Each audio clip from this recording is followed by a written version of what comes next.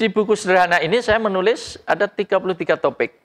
Cuman yang topik terakhir itu penutup. Ya, penutup enggak usah kita sampaikan. Ada 32 yang saya tulis. 32 ini bukan harga mati. Ini harga nego. Artinya kalau ada penulis lain nulis sampai 44 ya silahkan saja. Ada orang yang nulis hanya 20 ya monggo, wong ini subjektivitas penulis. Tapi saya menulis paling tidak ada 32 menurut saya yang menjadi ciri sekaligus keunggulan Muhammadiyah itu apa, paham keagamaannya. Nah, di antaranya ini. Ini hakikatnya saya baca, saya sarikan dari pokok-pokok manhaj tarjih. Terus saya olah, sedikit saya bumboni kira-kira gitu. Tapi intinya dari pokok-pokok manhaj tarjih. Jadi ini ciri, prinsip, dan sekaligus keunggulan. Pertama, sumber yang dipakai Muhammadiyah atau rujukannya itu otentik dan meyakinkan. Otentik dan meyakinkan. Sehingga langsung kita kaitkan dengan 34 itu, Pak. Karena kita menggunakan rujukan yang otentik dan meyakinkan, dengan sendirinya hadis dhaif lewat. Apalagi hadis palsu. Nah, jangan dikira masalah ini sudah selesai. Di kanan kiri kita itu masih mudah berseliweran hadis palsu. Hadis dhaif itu masih berseliweran. Yang lebih parah lagi memang palsu, Pak. Lebih parah lagi. Kadang-kadang niatnya memang baik, bisa jadi niatnya baik, tapi hadisnya palsu. Dan dia tidak berani mencantumkan bahwa hadis itu palsu. Sebab kalau dicantumkan hadisnya palsu, ora payu. Ben payu, disembunyikan. Tapi orang yang tidak punya dasar-dasar ilmu hadis, anggris ana depane qala Rasulullah dianggap hadis. Anggris Rasulullah bersabda dianggap hadis. Tapi di ujungnya ditunggu rawahu sapa, ora metu. Akhirnya jadi rawahu WA. Dapatnya hadis dari WA itu, rawahu WA. Nah, Neneng Muhammadiyah tidak bisa seperti itu, Pak. Karena kadang-kadang saya masih perlu negur. Kadang grupnya tak kayak judul grup tarjih. Maksudnya untuk menekuni mendalami tarjih, grup tabligh. Tapi kadang-kadang masih lolos 1-2 yang nge-share. Kalau diteliti itu hadis palsu. Tapi hanya mung husnudzon tok. Iki sine apik, niate apik, di-share tanpa ada keterangan misalnya kalau ini palsu misalnya. Nah, di kita, dai kita tidak bisa seperti itu. Yang kita sampaikan hadisnya yang sekurang-kurangnya hasan. Hasan li ghairi lah paling rendah itu. Seandainya ada dhaif ya diberi keterangan dhaif. Apalagi palsu. Jangan hanya karena niate apik sembarang hadis di-share misalnya atau dikutip. Apalagi punya prinsip dalil kira penting, sing penting ki apik. Apik wis dadi dalil. Ada juga yang kadang-kadang prinsipnya seperti itu, Pak. Dalil ora perlu atau ora ditekokke, sing penting apik. Apik versi akalnya. Katanya tumindak apik itu tidak perlu dalil karena apik itu sudah dalil. Ya Muhammadiyah tentu tidak sepaham dengan prinsip seperti ini. Tidak semata-mata hanya pakai kaidah apik. Apik versi sopo. Termasuk kalau menurut Anda apik, terus Rasulullah bisa melakukan, kok Rasulullah tidak melakukan, apa Rasulullah orang ngerti barang apik itu. Terus yang ngerti barang apik iki wong liya atau umate, kan ya agak problematis juga. Masa ana barang apik, Nabi ini orang ngerti, sing ngerti malah umate misalnya, kan agak aneh juga. Makanya tidak semata-mata pakai landasan iki apik. Subjektif sekali nanti kalau hanya pakai dasar apik, Pak. Coba kalau misalnya kita tanya, nyun sewu, jenazah dimasukkan ke dalam liang lahat, kuwi apik apa elek? Kalau ukurannya pakai apik elek. Kira-kira jenengan jawabnya gimana, Pak, kalau ditanya? Jenazah dimasukkan liang lahat, kan diadani kan sebagian kan? Kira-kira apik apa elek kalau pakai akal itu, Pak? Jawabnya piye gitu? Harus jawab elek adan. Tak jawab apik. Oh, piye? Oke lah misalnya ya, dia pede menjawab apik. Oke. Kita munculkan pertanyaan kedua. Sholat Id itu ada adzannya tidak, Pak? Sholat Id itu pakai adzan tidak? Nak ditambahi adzan apik apa elek? Iya, saya kira pertanyaan kedua iki lho jawab piye saiki. Padha-padha le adzan toh? Yang satu tadi adzan untuk mayit yang dimasukkan ke liang lahat. Apik apa elek? Taruhlah dia jawab apik. Nah, sekarang pertanyaan kedua. Salat Id pakai adzan tidak? Tidak. Misalnya dikek adzan, apik apa elek? Jawabnya kan mulai rada piye ya? Tak jawab apik, tapi kok ya ora diamalke. Tak jawab elek, kok ora konsisten karo teori sing pertama mau. Nah, kayak gini kalau pakai akal subjektif mentah kadang-kadang, Pak. Mentah itu tidak kuat. Cara usul fikih ora kuat. Bangunannya tidak kuat. Kalau tarjih lebih kuat. Kalau tarjih bukan pakai apik apa elek. Ada tuntunannya tidak. Lebih konsisten kalau tarjih. Contoh tadi, sholat Id ada tuntunannya tidak pakai adzan. Tidak ada. Makanya tidak diamalkan. Nah, pertanyaan yang sama, apakah ada mayit dimasukkan ke dalam kubur diadzani?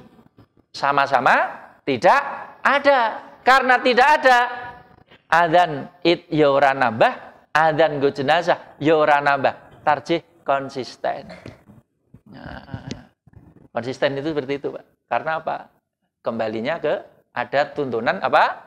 Tidak. Lebih jelas parameternya. Tapi kalau hanya pakai apik tadi, subjektif. Apik menurut sopo. Akale sopo. Kelompoke sopo. Akhirnya menjadi subjektif. Subjektifnya itu besar sekali. Dan ketika dihadapkan pada kasus lain, kangelan juga. Kangelan maksudnya konsisten itu angel gitu loh. Sulit akhirnya. Sama juga nyun sewu. Ini tanpa bermaksud memeruncing ya, hanya untuk contoh-contoh saja. Apa misalnya sholawat yang sudah baku atau salam yang sudah baku. Salam yang sudah baku itu kan seperti yang biasa kita baca ya. Nak ditambahi ta'ala, no kira-kira tambah apik apa ora itu? Assalamualaikum warahmatullahi ta'ala wabarakatuh. Kadang-kadang kan ditambahi itu Pak ya. Nah, ya, tambahan ta'ala itu piye le nilai apik apa elek? Kalau pakai standar apik elek akan subjektif kalau itu Pak. Tapi kalau kembalinya ke contoh, contohnya Nabi piye? Oh, tanpa ta'ala. Ya sudah, Muhammadiyah mengikuti yang kembali ke contoh. Sehingga apa? Lebih seragam dan lebih konsisten. Nah, Muhammadiyah salam ya orang yang ta'ala, konsisten. Karena kalau ditambahi ta'ala, engko sing jawab ya kepioh, Pak. Kepioh ya ora kompak. Assalamualaikum warahmatullahi ta'ala wabarakatuh. Akhirnya ada yang jawab pakai ta'ala, ada yang tidak. Rambungnya ora bareng akhirnya. Yang satu jawab pakai ta'ala, yang satu tidak pakai ta'ala. Sing jawab tanpa ta'ala, banter juga. Waalaikumsalam warahmatullahi tanpa ta'ala wabarakatuh. Sing sisi nganggo tanpa. Nah, kembali ke situ. Sama misalnya bacaan sholawat ditambah Sayyidina, ya dalam hal tertentu bisa jadi ya cocok, tapi di tempat lain kadang ya kurang pas. Tapi misalnya tidak perlu mengeluarkan statement seperti ini. Sholawat atau manggil Nabi kalau tanpa Sayyidina berarti tidak punya sopan santun, tidak punya unggah-ungguh. Menurut saya terlalu tendensius juga statement itu. Karena sholawat itu tidak identik dengan memanggil, Pak. Sholawat kan mendoakan, bukan memanggil. Memanggil itu kan kalau, Muhammad, itu memanggil. Kalau sholawat menurut saya tidak memanggil. Sholawat itu mendoakan. Gitu.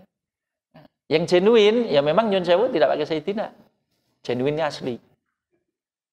Walaupun kita juga tidak anti Sayyidina ya. Maksudnya, kalau sholawat di luar ibadah mahdhoh, misalnya membuka pidato, misalnya, termasuk menulis dalam kitab, HPT itu juga mukotimahnya pakai Sayyidina juga. Saya sudah lihat. Artinya kan kita tidak anti juga gitu. Cuman untuk ibadah mahdhoh yang sudah baku, ya kita orang nambah-nambah orang WW. WW itu maksudnya dirubah-rubah. Karena kalau ngerubah-ngerubah konsekuensinya nanti kan juga tidak mesti pas dan nyaman, Pak. Sholat itu kita anggap ibadah mahdhoh. Makanya kalau sholawat dalam tahiyat kita konsisten tidak pakai Sayyidina. Itu. Karena apa? Baku itu. Sebab kalau dirubah tambah Sayyidina, nanti di kalimat yang lain juga dia yang nambah Sayyidina juga tidak bisa konsisten. Dan juga orang penak, Pak. Coba misalnya adzan. Kan ada syahadat atau adzan itu? Nah, coba kalau ditambahi Sayyidina, kira-kira dirungake ning kuping penak ora itu? Bar asyhadu alla ilaha illallah, asyhadu anna sayyidana Muhammad terus ayo ora penak adzan tambah Sayyidina. Ana ora percaya dirungake wae penak apa? Ketika tidak ditambah, itulah yang disebut baku. Baku itu kalau kita ora usah diutik-utik. Diutik-utik itu masuk ditambahi apa dilongi. Kembalikan saja ke yang ori. Ori itu asli. Ya sama, neng Al-Quran itu nama surat itu wis baku, Pak. Ada surat namanya Muhammad. Masuk surat Muhammad tidak ngarepe ditambahi surat Sayyidina Muhammad, ya tidak perlu tuh, Pak. Ya, surat Muhammad Yusben. Muhammad itu memang aslinya kok kuwi. Nama-nama nabi kan kabeh langsung kan, surat Yusuf kan langsung namanya. Surat Nuh, surat Ibrahim, ya sudah, baku itu namanya. Termasuk nama surat Muhammad, sudah. Apa kalau kita menyebut surat Muhammad terus dianggap tidak punya adab itu? Kok terlalu tinggi? Imajinasinya kok terlalu jauh gitu. Muhammad itu dalam hal ngono-ngono kuwi wis baku wae. Standar maksudnya.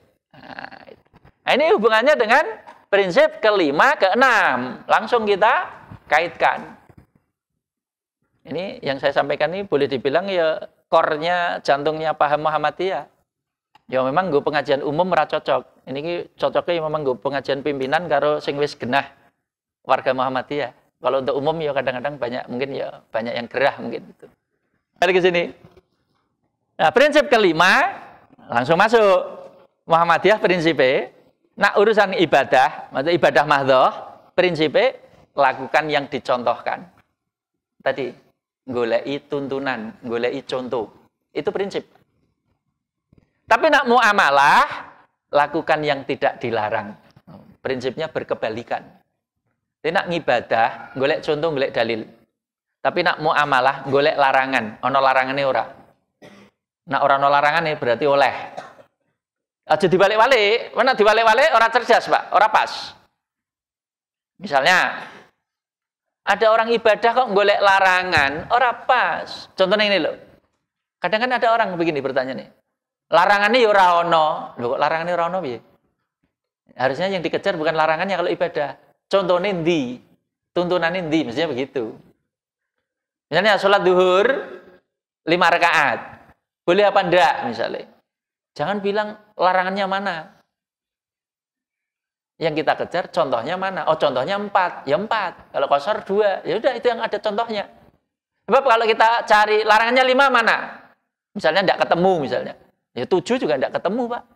9 juga enggak ketemu. Apa terus sholat entuk sak karepe? Kan enggak masuk akal juga. Jadi kaidah yang dibuat Muhammadiyah ini ya walaupun tidak murni Muhammadiyah ya artinya juga merujuk pada ulama sebelumnya. Itu sudah pas, sudah brilian. Ngibadah golek contoh. Makanya ibadah di Muhammadiyah tidak warna-warni.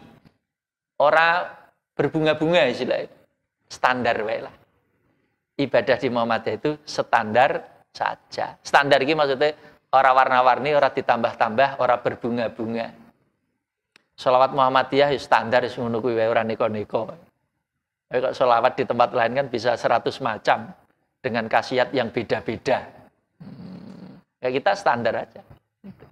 Nah, kaitannya muamalah. Nak muamalah justru sing digoleki larangan, aja goleki perintah.